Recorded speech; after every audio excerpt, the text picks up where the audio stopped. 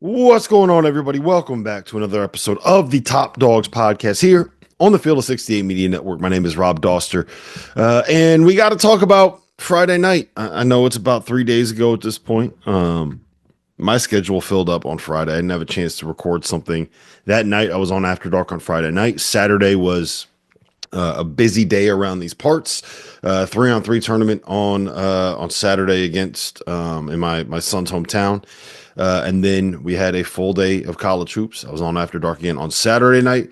And then on Sunday was obviously Super Bowl Sunday. I spent the morning getting ribs ready, smoking some wings, making some queso. So, in a family that is currently majority Eagles fans, it was not a day to be morose and talking about a loss that happened on Friday night. So here we are, Monday morning, recording a new episode of Top Dogs. But I wanted to make sure that I spent some time talking about what happened on Friday before we got into Tuesday night's game, because I do think that there are things that need to be discussed here. And we talked about it a little bit on After Dark on Friday, and I'm going to drop that audio. It was Matt McCall, Tyler Hansborough, and myself. So I'll put that in at the end of the episode that we can kind of work through it a little bit and discuss some of what they talked about or what we talked about there. But um, I found the frustration from people that watched that game a little bit confusing, right? I got a bunch of texts, the responses that I got on Twitter, some of the comments from UConn fans in the After Dark chat. I didn't entirely understand where some of the angst and frustration comes from beyond the fact that UConn fans have a certain level of expectation for what they want out of their team, right? And I know that the turnovers were frustrating. I know that the way that game kind of played out on the stretch was frustrating. I understand where seeing Alex Karaban's minutes versus Jaylen Stewart's minutes might be a little bit frustrating, but I do think the context here, you can't look at those numbers and look at those box scores and talk about what happened in that game without understanding why it happened in that game. Let's start with Haas. Hassan Diarra is not healthy. Anybody watching him should be able to figure that out. He's running with a limp. He's nowhere near as quick or as explosive as he's been in the past. I think, and I don't have any inside intel on this, but I think that he's probably only playing through this injury because UConn doesn't have another option at the point guard that they really trust, right? I think, let's just say if Dan trusted Aiden Mahaney to the way that he trusted some of the other transfers that he's brought in, I don't think that Haas would be playing right now. If Ahmad Noel was not injured and was someone that had kind of proven himself ready to be a consistent contributor, I don't think Haas would be playing right now. Like he is not moving the way that you need somebody to be moving. And then asking your point guard to have to deal with Marquette and St. John's, two of the worst teams to deal with when your really only point guard is playing at like 60%.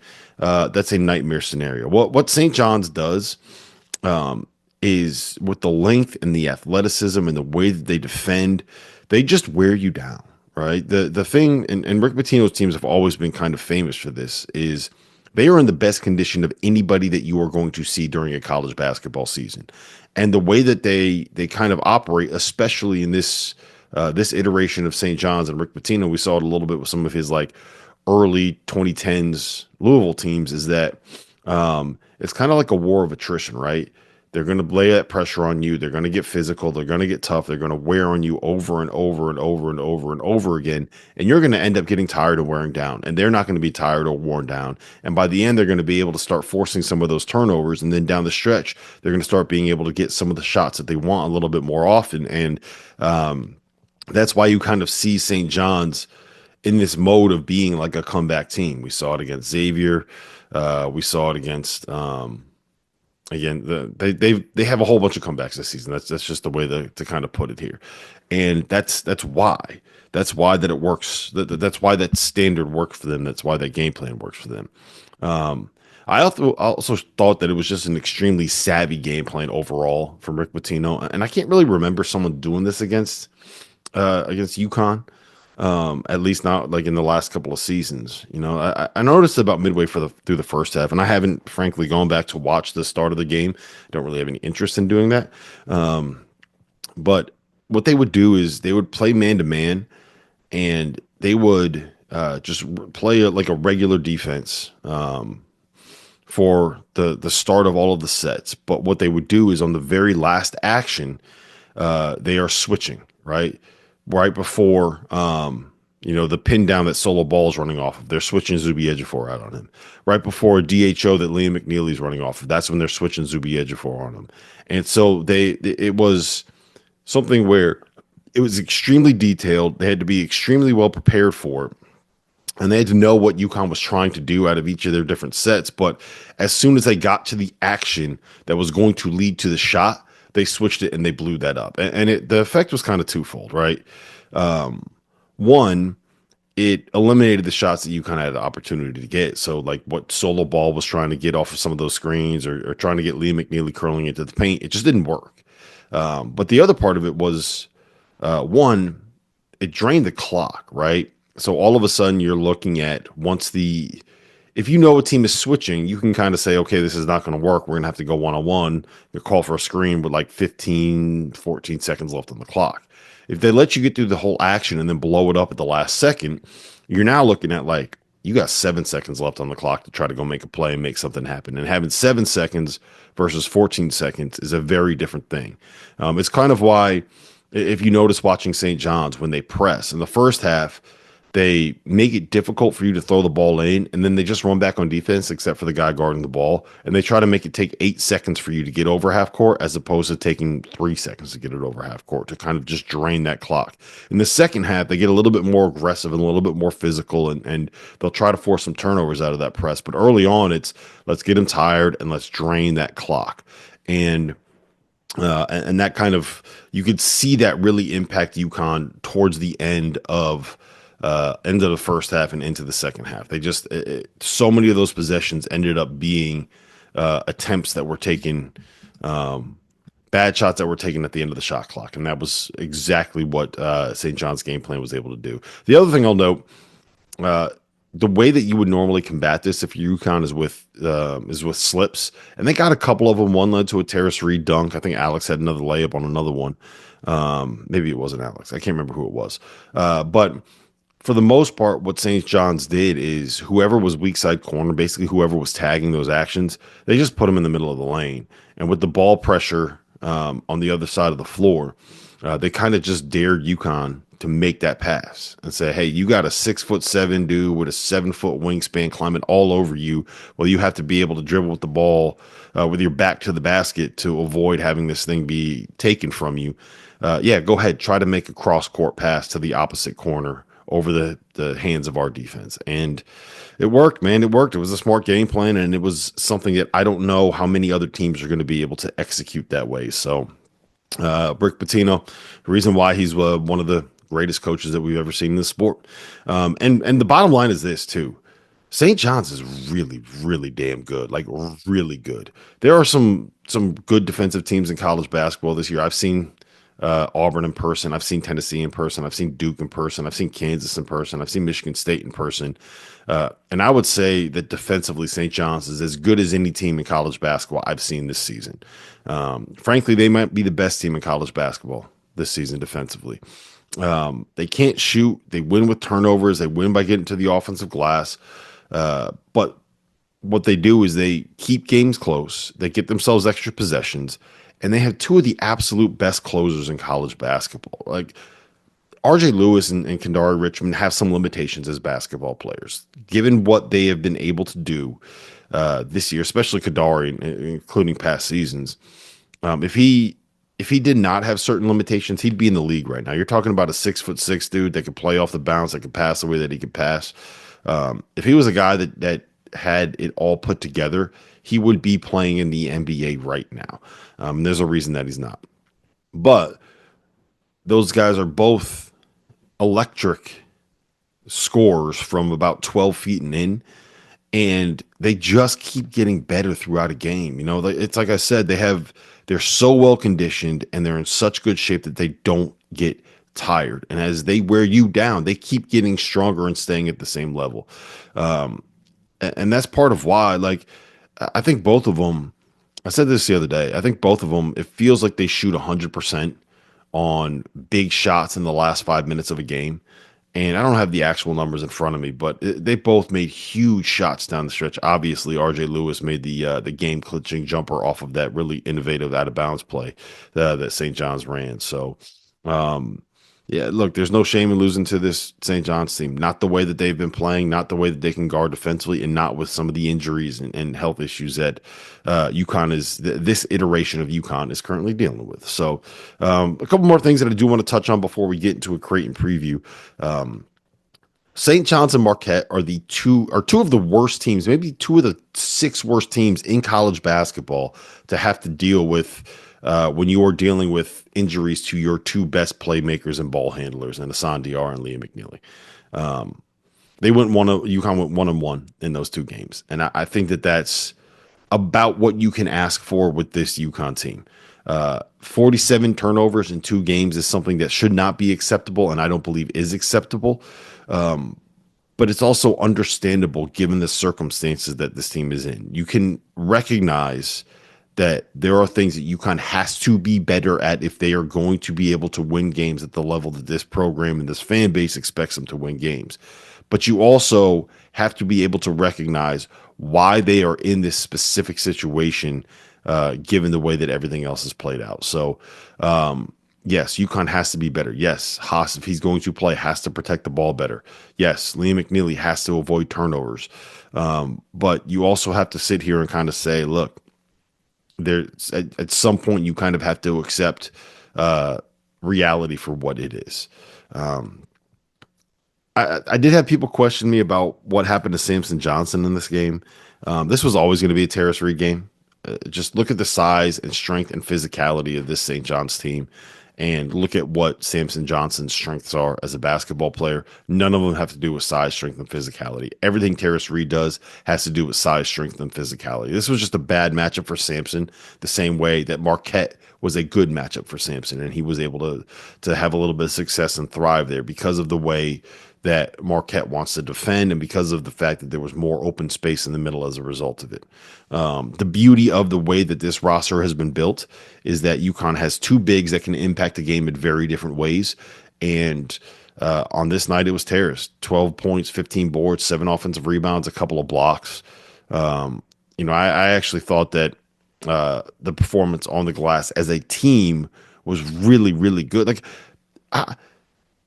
It's going to sound weird when I say this, but coming off of this loss and off of the way that UConn played against Marquette, I actually feel better about what they can be long term and where they can be if Hassan Diarra gets back to being anywhere near 100%. UConn gave up 50 points against St. John's that weren't off of turnovers. They gave up a 20% offensive rebounding rate. They gave up just 11 second chance points. Like, what did them in was the fact that St. John's turned 22 UConn turnovers into 18 points. You cut those in half and UConn wins. You cut the turnovers in half and UConn wins that game at home.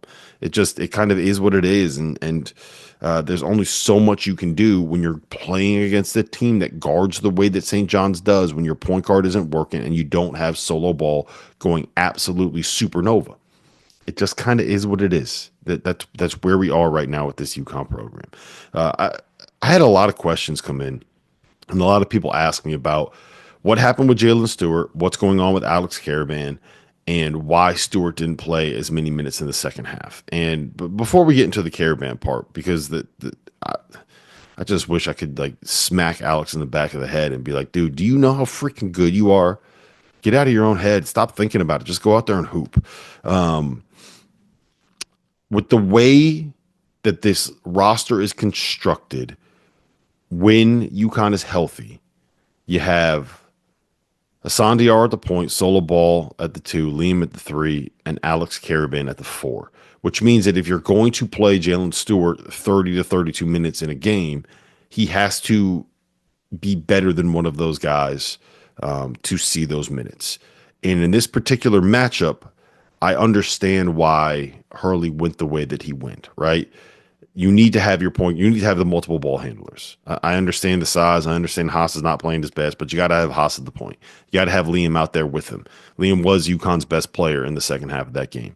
You're not going to bench Solo Ball because of what he can do offensively right now. He's the hottest player in college basketball, which leaves Alex Karaban. And I know Alex struggled, but we're talking about a team that is as big and as tough and as physical as anybody in the sport. And the one thing that Alex did do well was defend and get to the defensive glass. And even if Jaylen Stewart was in there, that is not what Jaylen Stewart's strength is. He's more of a wing that can play the four if you need it, whereas Alex is more of a four that can slide to the wing if you need it. And I think that playing the four probably made more sense in this situation, given that he was the veteran, given that he's won 2 championships for Dan Hurley, given that this was the guy that came in as his All-American and that he very clearly trusts. I know that he has had offensive struggles, and we're going to get to that in a second, but I think what Dan saw was that Jaylen Stewart, there were a couple turnovers late. There were a couple possessions where it looked like he was a little bit overwhelmed by the moment, Jaylen, that is. He made a couple of defensive mistakes, and he missed 3 free throws. And I think Dan saw that and thought, yeah, he made shots early, but I don't know if he's ready for this moment that we're going to have down the stretch, and went to his senior. And I don't know that I agree with it. I understand the thought process there. I understand why he did what he did.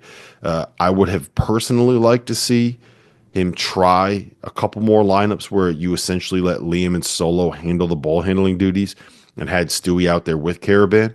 But you know, when you've turned the ball over 22 times in a game and you're watching your team kick it all over the place, I can very much understand the hesitancy of the head coach to take the starting point guard out of the game in that situation. As far as Karaban is concerned, he is so mixed up in his own head. I don't even know how to get him out of it. It feels like this has been going on for 6 weeks now. You know, there was the perfect example of what is happening here and the impact that it is having on UConn is midway through the second half, right? Liam McNeely had just banged home his second 3. UConn had just taken a 51-46 lead, and they had just gotten a stop where Liam was able to kind of get the ball and get out in transition, and he threw a hit-ahead pass to Karaban, who had a wide open look on the wing. And what Karaban did, instead of shooting it, was he swung the ball to Hassan Diarra in the corner, who you could tell wasn't really expecting to get it. And Hassan was like, all right, so I guess I got to drive here. Tried to penetrate. It ended up being a turnover. The ball ended up going the other direction, and they ended up getting a bucket out of it. So instead of having an opportunity to go up by 8 with, I want to say that there were 11 minutes left in the game there, what ended up happening was a turnover and a bucket at the other end. And I think it might have been a 3-point play because UConn ended up giving up the lead pretty quickly after that. And those are the shots that Alex has to take. I understand that he's 0 for 5 from 3. I understand that his confidence in the toilet. I understand, what is he, like 3 for 26 in his last 4 games. I understand all that. But the best way for a good shooter to get out of a slump is to keep shooting and see a couple go in. That's what has to happen. That's what you have to be able to do. And I would much rather, and I don't know if you guys agree with me, but I will take Alex Karaban shooting open, catch and shoot transition threes 100 times out of 100. Those are the threes, those are the shots that you want as a coach, whether or not he's playing well or he's struggling. I will take that every single time, and I just wish that he would have put that one up, because maybe it goes in and maybe it changes a little bit of the momentum of this game. Maybe it changes some of his headspace. I need to see him make a couple, because he is so much better than what he's been for the last 5 to 6 weeks, and I think that he's forgotten it. You know, Alex, if you're listening, man, you are better than this. You can make those shots. Those are the shots that every single UConn staff member, every single UConn fan, every single one of your teammates wants you to shoot and wants you to make and knows that you will make and has faith in you being able to do it, man. Keep shooting. Let it fly. There's a reason why you're a back-to-back national champion and why you're going to play a long time in the NBA. Go start playing like it, because you can do it. Getting Liam back was a big one. for very obvious reasons. I'll talk about it more because I think it's a little bit more relevant for what happens in this Creighton matchup, and we'll get to that in a second. But once he kind of got in his rhythm and got his confidence, and it's when you haven't played for 5 weeks to get thrown into that kind of a matchup was a big ask, but he did a good job. Made a couple threes, 11 defensive rebounds, settled things down quite a bit when he was in there. So yeah, it's nice to have Liam McNeely back. He is, in my opinion, UConn's best basketball player this season. The last thing we're going to mention, I was talking with an analytics guy on another staff late in that game, and he was saying the score was 64-62. There were 39 seconds left, and St. John's had the ball, right? Regular logic would say play defense, get a stop, get the ball back with 7 to 8 seconds left, have the opportunity to tie the game or win the game on the final possession.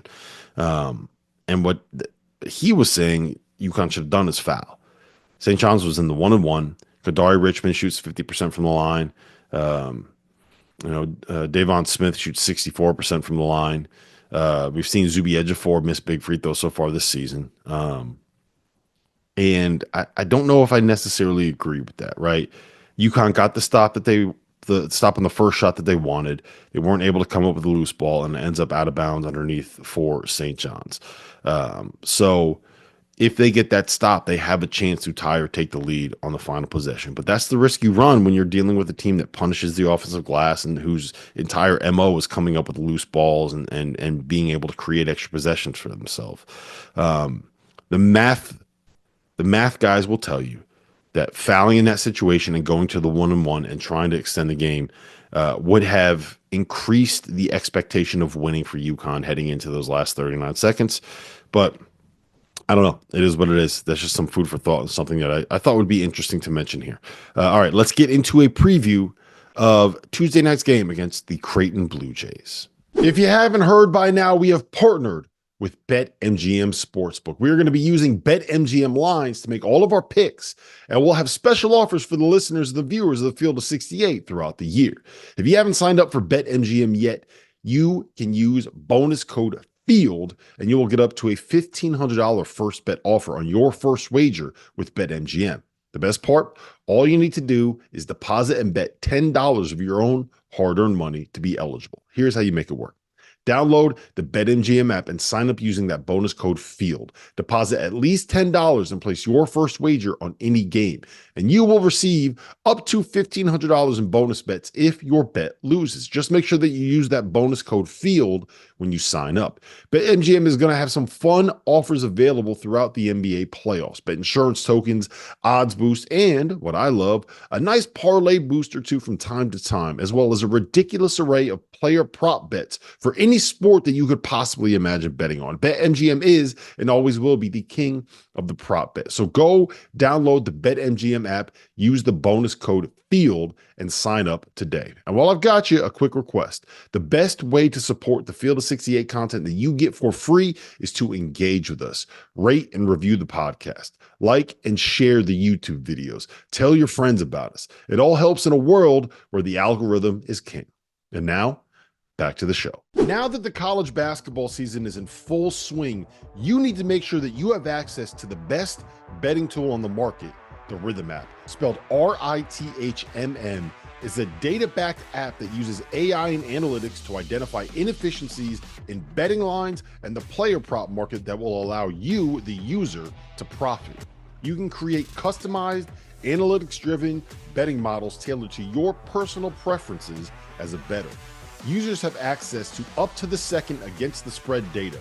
And if you're like me and you understand pictures better than numbers on a screen, Rhythm's internal trend analysis provides you with the kind of graphs that will allow you to evaluate past results and project future performance in a visual way.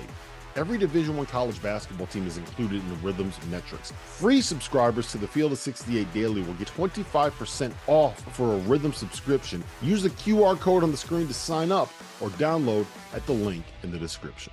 So Creighton, they are coming in as one of the hottest teams in not just the Big East, but in all of college basketball. They have played their way to the point where I think that they're like in the 6 seed range right now, the 5, 6 seed range in NCAA tournament bracket projections. They're a top 30 team on KenPom. They're climbing up in the net. They have now won 9 straight basketball games and 11 of their last 12 in the Big East since losing at Georgetown on December 18th. The only loss in that stretch was an 8-point loss at Marquette on January 3rd. They've won at UConn during that period. They've beaten Marquette at home. And now they get the run where they play UConn at home and they play at St. John's. And those are 2 matchups where if they win them, they will be tied for first place in the Big East regular season standings, with St. John's having to play UConn in the Garden on Sunday, February 3rd. And if UConn wins that game, Creighton can find a way to be able to win out with a schedule of Georgetown, DePaul, at Xavier, at Seton Hall, Butler. Creighton could end up being the outright regular season champions, but they got to get UConn at home, and then they have to go win at St. John's. And they've beaten St. John's already this season. They beat them on New Year's Day. So how does this matchup shape up for UConn? Well, we know exactly what Creighton's going to try to do. They don't reinvent the wheel. They don't change. They play the style that they're going to play. They do the things that they want to do, and they're going to be able to essentially do it the same way all season long. They're going to play that deep drop. They're going to try to go over all of the screens on the perimeter. They're going to try to funnel everything into the paint. They're going to try to say, okay, we're going to dare you to try to score over or around or next to Ryan Kalkbrenner, who's one of the best defenders in college basketball. And they do that very, very well. They're not a team that forces turnovers. I think they rank 360th in the country in defensive turnover rate. This is not something that is uncommon since Ryan Kalkbrenner's kind of come into the mix in the last 4 years. They've rated 327th, 359th, 362nd, and 360th in defensive turnover rate, which means a percentage of possessions that end in a forced turnover. So that in part is good news for UConn, but I think the better news is that this is the exact kind of game where you want Liam McNeely. I think his biggest strength right now as a player in this offense and where he can do things that nobody else can really do is when he gets into those Cam Spencer situations where he's running off of dribble handoffs, he's running off of ball screens. They're getting him into those situations where he has his man trailing him after a screen. He has a big guy rolling to the basket, and he has a 2-on-1 situation where it's him against Ryan Kalkbrenner in the paint. And he is so good at making the right decision there, whether it's spraying the ball out to a shooter in the corner, whether it's making a little 8-foot jumper or floater, whether it's throwing a lob up to Samson or Terrace Reed or dumping it off because Ryan Kalkbrenner took a step too far. Those are the situations that Creighton is going to say, like, that's what Creighton wants. They are daring you to beat them in those situations. And Liam McNeely is the guy that can beat them in those situations, right? So I do think that this is, when it comes down to it, the exact kind of matchup that UConn, with a banged up Asandiara and with Liam McNeely back, that's what they want, this kind of a matchup. So I think that works out well for them. The issue is going to be on the defensive end of the floor because Stephen Ashworth has been on fire lately. Jemiah Neal has really figured this thing out. Neal is a little bit of a difficult matchup because I do think that it's going to be Solo Ball that draws that assignment, and we saw what happened in Gamble when Solo Ball drew that assignment last time. Jemiah Neal was able to get to his right hand, went bonkers in the first half, and UConn wasn't really able to recover all the way back and ended up losing that game at home. Again, Sandiara was fouled on a three-point attempt, was not given three free throws. I'm never going to forget it. I hope Dan Hurley doesn't forget it. I hope that the UConn players don't forget it, but that's what kind of happened at the end of that game. But I think as hot as Creighton is, as well as they are playing, and I know it's in Omaha, right? I don't think UConn has ever won in Omaha. That is a difficult place to play. You're going to have 18,000 Blue Jay fans in there. It's going to be loud. It's going to be tough. And you're going to be playing against a team that has as much confidence as anybody in college basketball. So it's a very difficult game to win. But the way that this game is going to play out and what Creighton is going to dare UConn's guys to do plays into UConn's strengths significantly better than than St. John's or Marquette plays into UConn's strength. So if UConn's making their shots and Liam McNeely gets it going, this is a game that I do believe they are capable of winning. It's not going to be easy. It's going to be a battle, and Creighton, I believe, will end up being favored by about 5 points. But that is something where UConn can certainly find a way to be able to win that game. So that will be on Tuesday night. It will be I believe it is an 9 o'clock tip on CBS Sports Network. And you know that I will be tuned in. So here's the hoping that UConn finds a way to be able to pick up a victory there in Omaha. Until then, I hope you enjoy the Friday night segment from the Field of 68 After Dark. It was myself, Tyler Hansborough, and Matt McCall breaking down the unfortunate loss to St. John's in Campbell Pavilion. There was a battle tonight in Storrs, Connecticut, between two head coaches with a couple of national championships to their own name. Dan Hurley and Rick Pitino facing off in one of the biggest Big East games that I can remember in a long time in terms of the hype, in terms of kind of the buildup. You got Rick Pitino, maybe the greatest coach of all time. You got Dan Hurley, the self-proclaimed greatest coach in college basketball today. And UConn jumps out to a 26-12 lead, but the Johnnies dial up that defense, find a way to win on the road in Campbell Pavilion. The second straight big win over one of the big targets in the Big East that they've gotten, 68-62 behind 21 points from my Big East Player of the Year, leader in the clubhouse, RJ Lewis. Matt McCall, what do you make of St. John's win in Campbell Pavilion tonight? First of all, when on the intro here, when you said that me and Tyler Hansborough have both won national championships, let's just be honest, I was a part of a national championship. Two of them, he won a national championship. So let's just start there and let's just clear that air. He had a lot more to do with his national championship than I did. You know what? It was a defensive clinic. And you're sitting there, and I'm watching the St. John's game, and I'm saying to myself, can you imagine, and this is not what Coach Patino wants anybody to say, and he's told the media this, but can you imagine if they were even a halfway decent three-point shooting team, how good this team would be?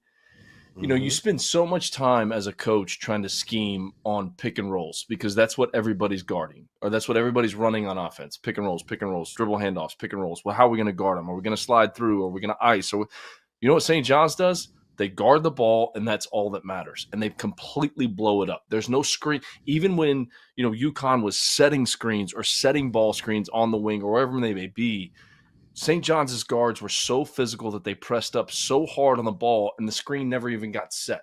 So they don't have to worry about, oh, man, we're in drop coverage, or we're trying to ice this, or we're doing this. No, they just are so physical, and they play so hard defensively. They don't have to worry about what they're doing on ball screens. They don't have to worry about what they're doing on dribble handoffs. They're not a team that's just going to go out there and switch everything. And UConn at times took advantage of that and ran some slips, and you saw them get some layups and some dunks when they did that on some screening actions. But just the physicality of this St. John's team with how they guard, just guarding the ball. It's almost a lost art in basketball, guarding the ball, keeping the ball out of the lane. And St. John's is arguably the best team in the country at that. I mean, to go on the road in that kind of environment and find a way to win the game, they just solidified themselves as the best team in the Big East. That's what they did tonight. And we know UConn is still trying to get healthy. Where's McNeely at? You know, he's coming off that. It's funny. It's like when you think about the fact that him and Cooper Flagg were on the same high school team last year is really remarkable when you watch them play. But it's just, you know, the St. John's proved it tonight. You know, and look, everybody wants to see this matchup again. We're going to get it. We're going to get it in the Garden in a couple weeks, and hopefully we get it a third time in the Big East tournament because they are the two creams of the crop in this league. And it was a fun battle. It was a grinded out battle, and the fact that St. John's was able to get it, I mean, you have to hang their hat on their defense. If they somehow, you know, could kick in a three here or there. You know, and look, Coach Hurley's coming off back-to-back national championships. So I'm not at all being critical of him. But it's like, does a team that plays against this St. John's team ever just pack it in and dare them to shoot threes? Because there was that stretch late in the second half where St. John's took a couple threes, and you're like, Why are you shooting these? Like, well, they're not going in. Like I thought Coach Pitino was going to call a timeout and says the next person that shoots a three comes sit next to me. No, we're not doing that. Obviously, he's going to give his guys freedom and not do that. But is there a team that plays against this team that just completely packs it in? Everybody's underneath the 3-point line, and we're just going to dare them to shoot. But the defense, to me, is what is so impressive about this team. It's like Tony Bennett's pack line, right? Instead of having one guy guarding the ball and everybody else in the pack, it's like everybody's just in the pack. Just go stand in the paint. Don't leave the lane. I coached my son's 8U basketball team last year, and the rule was you can't play defense outside of the paint. Is that what you're saying we got to do? Tyler, is it we got to go throw some 8-year-old basketball rules at St. John's this year? I absolutely hate zones. It was effective. But a part of the reason why I like this St. John's team so much is because they don't rely solely on the three-point shot. The Lewis kid, he had 21 tonight, didn't have a lot of threes, didn't have a three all night actually. But to me, when I watched the game, I really felt like St. John's secured the game late in the second. I think it was may have been that 4-minute mark or somewhere. UConn just couldn't get a bucket. They really struggled with St. John's pressure. They turned the ball over. They were trying to get something at the basket. They just couldn't get anything easy because of St. John's pressure. But right now, St. John's is clicking on all cylinders. They are a team that is peaking. When I look at UConn, they're a little bit disconnected. They're not quite peaking. McNeely's coming back from injury. Karaban struggling with his shot right now. The one player for UConn who I think is playing very well is the Terrace Reed kid. I think he's dominating the paint. He's giving him inside looks.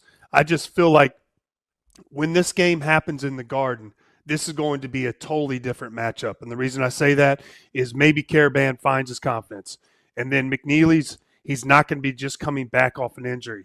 And I think that they'll look at this film and make some adjustments like Hurley will. And I'm looking forward to this next matchup. Yeah, we'll get to the UConn side of things here in a second because I do have some questions for you guys about what you can do if you have a player or are a player in the situation and kind of battling through what Karaban's battling through right now. But I want to ask you this, Matt. Like, I feel like what Patino was doing right now was kind of, laughing in the face of analytics and laughing in the face of what modern basketball is. And they came into tonight shooting 23% from three in the Big East, which is by far the lowest in the Big East Conference. And they were 4 for 21 tonight.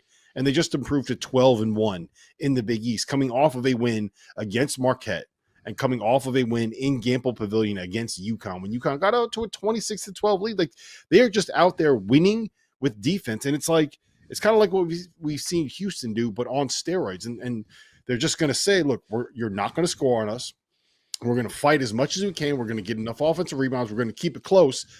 And Kadari Richmond and RJ Lewis are two of the best, if not the two best closers in all of college basketball right now. I swear to God, I don't have any data on this. I don't have any actual stats. This is all anecdotal. But both of those guys shoot 100% from the floor if there's 5 minutes or less left in the game, and you're saying to yourself, ooh, that's a big shot. You know what's going in with those two. And I think Rick has kind of found something with that. We're just going to create extra possessions through turnovers and offensive rebounds. We're going to score enough twos to keep ourselves in the game, and we're going to make every shot down the stretch. And that's a pretty good strategy to win basketball games, Matt. Look, I think we've all said this about, first of all, Coach Hurley in being one of the best offensive coaches in the entire country. And this St. John's team forced them into 22 turnovers tonight. And it's blowing up actions. It's blowing up dribble handoffs. And Kadari Richmond and RJ Lewis had a lot to do with that. There's no question about it. The physicality on the wings where UConn was struggling, even initiating offense through the wing. You know, we've seen these legends. And I got asked this the other day on Sirius XM, like, who did I think was the next legendary coach to walk away? You know, we saw, Tyler's Coach Roy Williams kind of started the trend. Then it was Jay Wright. Then it was Mike Krzyzewski. Then this year we've seen, Leonard Hamilton, Jim Larinaga, all these guys walking away. Tony Bennett. We've seen them all walk away. Do you know what Rick Pitino did right when the Louisville situation happened? He went overseas. He went overseas and coached. Like he transfer portal, NIL. The guy just loves coaching the game of basketball. And it doesn't matter where he's doing it at. He's going to win, and his team is going to play inspired. He's going to hold everybody, single person within that program accountable for whatever they're doing. And there is a standard, and that team plays to that standard. And that was evident tonight, especially late in the game. When UConn was struggling on offense, they're turning it over, and the turnovers coming down the stretch were key. I mean, that was the difference in the game. Hassan Diarra's turnover late in the game. I mean, those were the keys for the St. John's team to be able to find this. But it's the standard that he creates and holds everybody to that standard is the most impressive thing. He's not complaining about anything. He comes back from coaching overseas, then he goes to Iona, and now he's at St. John's. It was only a matter of time. I think we were all shocked last year that he wasn't in the NCAA tournament because it's Rick Pitino. Mm-hmm. I mean, bottom line, we were all shocked. But now, I mean, we're not talking about this team as just getting into the NCAA tournament. We're talking about a team that has a legit shot to win the Big East. And if they defend like that, and if they make 2 more threes, this team can get to a Final Four. Yeah, that's the question I want to ask both of you guys, and we got your opinion on now, Matt. Can a team that shoots this poorly from 3, Tyler, make it to the Final Four? Can they make a run? Can they look, you bring Patino in, you're not just bringing Patino in to win a Big East title. You're not just bringing Patino in to go into UConn and win a game, right? You're bringing him in for Final Fours. You're bringing him in for national championships. You're bringing him in for banners. That's what he does. He's as good as he is in the regular season. He makes runs in the dance. Can this team that shoots it the way that they shoot it make a run in March? Absolutely. I hate analytics just like you, Doster. And you know what they talk about in the tournament. Hey, listen, it's true. It's true. You look at analytics, no one ever talks about defense and rebounding. Tom Izzo, he's a proven commodity. He's on top of the Big Ten right now. They're winning. They don't shoot threes. Houston doesn't shoot threes. They play hard. They rebound. They play defense. Absolutely. St. John's, their physicality, their defense, and the way they get out and transition and run as well, just going to promote easy buckets. And when it comes to the tournament, you've got to be able to win games when you're not making shots. You're going to be playing in new arenas. The gym's going to be a little bit different. It's a different feel. Neutral court. Guys aren't going to shoot it the way they do at home or away against opponents that they've been into that arena. It's going to be adjustments. So you have to be able to win ugly, and St. John's can do that. Yeah, I'm with both of you guys. Look, they're gonna force you to play a close game. You have to have elite ball handling and multiple guys that can do it because they are so good pressuring the ball. And they're gonna come up with a scheme that can mess you. Like what they did tonight against UConn. I've watched every UConn game for the last 3 or 4 years doing this, right? And really? Yeah, I have. Believe it or not, it might be shocking to some of you guys, idea. but I had no idea. I've seen a lot of schemes that teams have thrown at UConn to try to blow up what they run offensively, and this was the first time I've seen someone do what St. John's did tonight, which is where the only screens or interchanges that they switched were the end of the action. So like UConn runs all of their stuff, and then as soon as solo ball's running off of the pin down, off of a big guy, that's when Zuby Ejiofor jumps out and blows up the screen. As soon as they get to the dribble handoff where they're trying to get the shot out of the action, that's where they switch and blow up that dribble handoff or that ball screen. And that takes, one, a defense that really understands the scouting report, that understands what the other teams are doing, and that is locked in and connected, because it's very easy to get discombobulated on that. And the other thing that they were doing is the weak side defender was standing under the basket. So they were basically tagging to take away all of those slips. UConn got it twice. One time it was a Terrace Reed dunk, and the other time there was a foul. Yep. But they basically took away the ability of UConn to make those slips and just kind of dared them to say, look, we're going to have a 6'7" dude pressuring the hell out of you coming off of this ball screen. Go ahead and try to throw that ball to the opposite side corner. I dare you to try to make that pass. You're not making that pass. It's not going to work. And I don't know if this is something that is replicable, Matt. Like that, I think that with it's this scheme, it's the bodies that they have, and it's the coach that they have that can come up with something like that. Tell me, is that I don't know that I've ever seen a scheme like that specifically before. Well, it goes back to what I was saying, right? Like we spend so much time as coaches like worrying about how we're guarding things. Like, okay, what are our principles on dribble handoffs? Oh, well, we want to slide through. All right, what are our principles on side pick and rolls? Okay, now we're playing against a shooting 5-man. So what are we going to do? Are we going to switch? Are we going to fully rotate? Like, how are we guarding these things? We spend so much time, and the lost art of just guarding the ball and being physical on the ball. And Doster, you just said it. They didn't switch, and even dribble handoffs. Guards are fighting through and keeping their. It's like man on man. Like this is like all these coaches you hear. This is a street fight. This is a rock fight. This is one on one. Like no, that's what this was. This is a street fight. This is a rock fight. And when you look at how St. John's guards just guarded the ball, that was the thing that stood out the most in this game. Late clock, something breaks down and you have to switch. They didn't switch because, hey, we're switching 1 through 4. That's what we're doing because we're trying to take all these threes away. No, you better guard the ball. I'm going to hold you accountable to guarding the ball. And if you're not going to guard the ball, if you're not going to blow these actions up, guess what? Someone else will. That's what Coach Pitino does. That's what he does. They're not just going out here, okay, we're switching 1 through 4. We're going to switch dribble handoffs. We're going to switch any back screen 1 through 4. We're going to switch any pick and rolls 1 through 4. No, guard the ball. Switch out of necessity. Don't switch because this is what we do. I just want to give a quick shout out to Patino because it feels like he is enjoying this run more than he has in the past. He was asked in his presser tonight after the game by our friend from the New York Post, Zach Braziller. The question was, if I had told you in November you'd be 21-3 right now, what would you have said? And Patino's answer was, quote, I would have said, how the F did we lose that one Baylor game? Which is just the quintessential Rick Pitino answer right there. I want to pivot this a little bit towards the UConn angle because there's some things that I do want to talk about. McNeely coming back didn't look like he was 100%, but kind of figured it out a little bit in the second half. Looks like he got up to speed. Sandiar very clearly not 100%. He's battling through a knee thing, and he looks like he's moving about 60% of what he should be. But the biggest thing to me, Tyler, you kind of touched on this a little bit. Alex Karaban is a shell of who he was at the start of the season, a shell of who we expected him to be.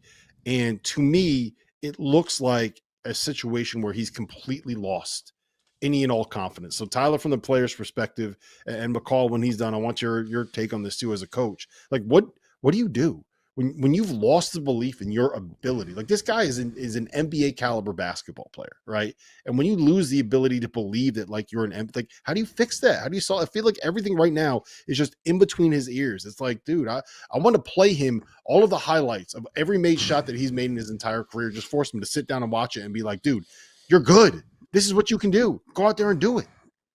Yeah, and sometimes as players we put too much pressure on ourselves to make home run plays, or you have a bad game, you're trying to make up for everything in a short amount of time.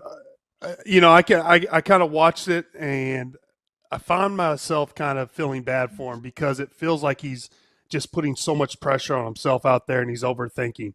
Sometimes you've got to lose yourself in the game. And what I mean by that is you've got to find ways to impact the game besides scoring. I feel like he's putting too much emphasis on his shooting, and he is a heck of a shooter.